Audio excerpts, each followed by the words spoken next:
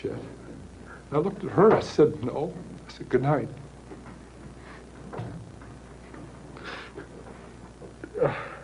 And I knew I was going to kill her.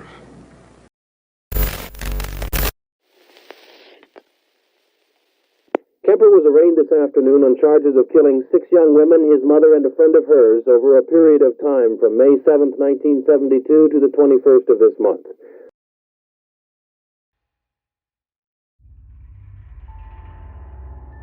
Kemper was born on December 18, 1948, in Burbank, California.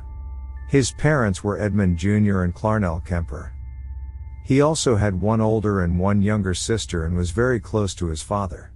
Because of this, he was troubled when they divorced in 1957 and his mother took Kemper and his sisters and moved to Helena, Montana. Though very smart, he was later found to have an IQ of 145 during adulthood. He displayed sociopathic traits at an early age. He was a pyromaniac and often used his sister's dolls to enact murders and bizarre sexual rituals. He particularly enjoyed pulling their heads off. He took great delight in torturing and killing cats. One of them he stabbed to death. Another he reportedly buried alive, dug up again, decapitated it and put its head on a pole.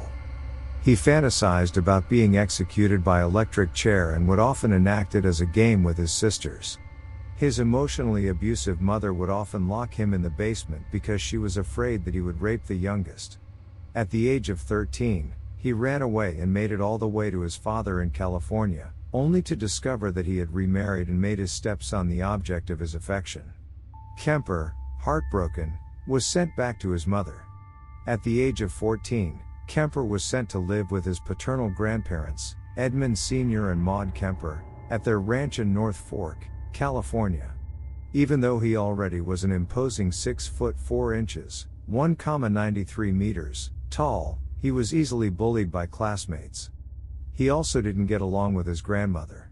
On the afternoon of August 27, 1964, he shot and killed her first, then Edmund Sr. with a rifle that had been given to him for Christmas the previous year. Sources vary on exactly how it happened. Some claim it was a spur of the moment after Kemper and she had an argument. Others claim that she was working on her next children's book when she was shot and that Kemper did it just to find out how it felt. He then killed his grandfather when he came home from grocery shopping to spare him the sight of his dead wife and made 2 phone calls. First to his mother to tell her what he had done and then to the local police to do the same. He then sat down on the porch and waited for their arrival. After being arrested, he was diagnosed with paranoid schizophrenia and placed in mental care at the Atascadero State Hospital for being criminally insane. He surprisingly got along well with his psychiatrist and was even made his assistant. On December 18, 1969, on his 21st birthday, Kemper was released against the wishes of several psychologists and placed in the care of his mother in Santa Cruz. After being released, Kemper, still living with his mother, took a number of menial jobs before eventually getting a job at the state of California's Department of Public Works as a laborer. He was then 6'9" and weighed 300 pounds. He befriended several local police officers and even planned to become one himself, a dream that ended when he learned that he was above regulation height. Though he wasn't good with money, he eventually saved up enough to move away from his mother and get an apartment with a roommate.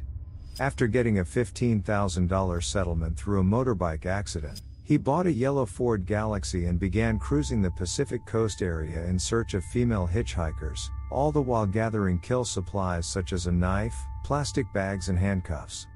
He eventually had to leave his apartment and move back in with his mother, who had been divorced a total of 3 times by that point. On May 7, 1972, he committed his first 2 murders as a serial killer. Over the following 9 months, he killed 4 more women, coinciding with murders committed by fellow Californian serial killer Herbert Mullen. Many of his murders were committed after an argument with his mother. On April 19, 1973, he bludgeoned his mother to death in her sleep and spent hours mutilating her body, severing her head, using it for oral sex, tossing darts at it and throwing her vocal cords into the garbage disposer. When the murder didn't satisfy his homicidal needs, he invited over Sally Hallett, a friend of his mother, and killed her as well when she arrived. Kemper then took his car and drove away, all the while listening to the radio for reports about his murders. After 4 days on the road without hearing any such broadcasts, he stopped at a phone booth in Pueblo, Colorado, called his friends at the Santa Cruz PD and confessed to his 8 murders. At first, they thought it was a poor joke, but, after a few phone calls, learned that he was telling the truth. He then sat down in the car and waited for them to come and arrest him. After unsuccessfully pleading insanity, he requested to be sentenced to death and executed by electrical chair, like he had fantasized about, but due to the state having temporarily suspended capital punishment, he was denied his childhood dream and sentenced to life in prison.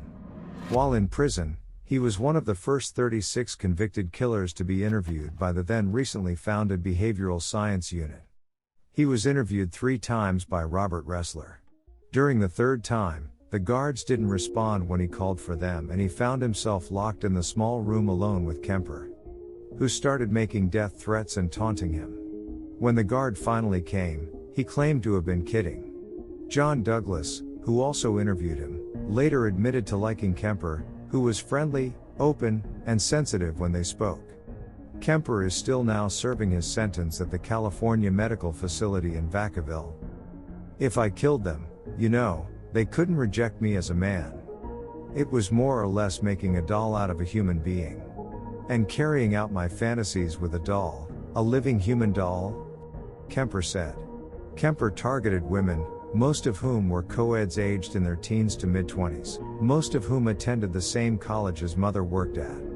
All victims during his serial killer period, with the exception of his mother and Sally Hallett, were hitchhikers who were given rides by him when he cruised around.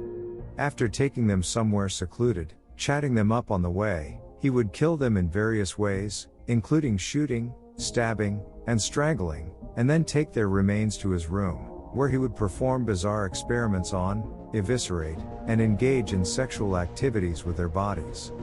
He would also decapitate his victims' heads and have oral sex with them. One of the psychiatrists who interviewed him used a truth serum. Dr. Joel Fort also believed that Kemper had cooked and eaten parts of his victims. He took Polaroid photos of their mutilated corpses as souvenirs.